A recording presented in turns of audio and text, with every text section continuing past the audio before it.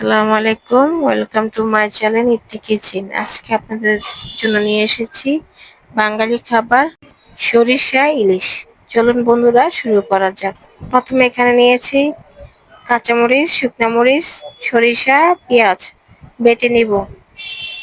সুন্দর করে বেটে নিয়েছি। এখানে মাছ কেটে ধুয়ে নিয়েছি। একটা প্যানে আমি তেল দিয়ে দিলাম, পেঁয়াজ কুচি দিয়ে দিলাম, ভালো করে ভেজে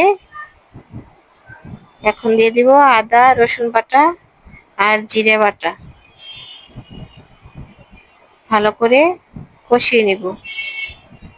মশলাটাকে ভেজে সামান্য পরিমাণ পানি দিয়ে দিব মরিচের গুঁড়ো, হলুদের গুঁড়ো, ধনিয়ার গুঁড়ো। আমি এখানে হাফ চামচ মরিচের গুঁড়ো ইউজ করেছি, কারণ আমি শুকনো মরিচ আর কাঁচা মরিচ বেটেছি। দিয়ে দেব পরিমাণ মতন লবণ, দিয়ে দেব কিছু কাঁচামরিচ কাটা।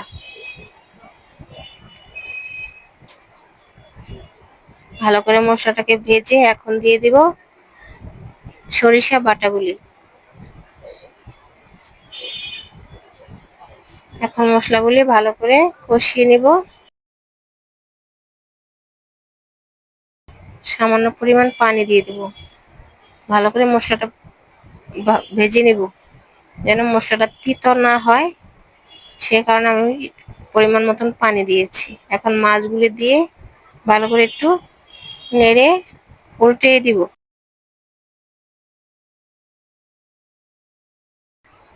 এখন পরিমাণ মতন পানি দিয়ে দিব।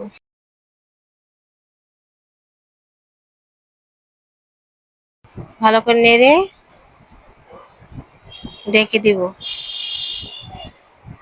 5 মিনিট পর শাকটা উঠিয়ে এখন নেড়ে দিয়েছি। এখন সামান্য পরিমাণে সরিষার তেল দিয়ে দিলাম, যেন ঘ্রাণটা সুন্দর আসে।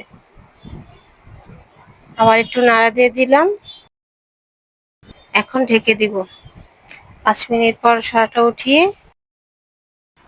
এখন নাড়া দিয়ে দিব। আমার রান্নাটা প্রায় শেষ, এখন নামিয়ে নিব। বন্ধুরা, আমার রান্নাটা যদি ভালো লেগে থাকে তাহলে লাইক, কমেন্ট, সাবস্ক্রাইব ও শেয়ার করে আমার পাশে থাকবেন। ধন্যবাদ।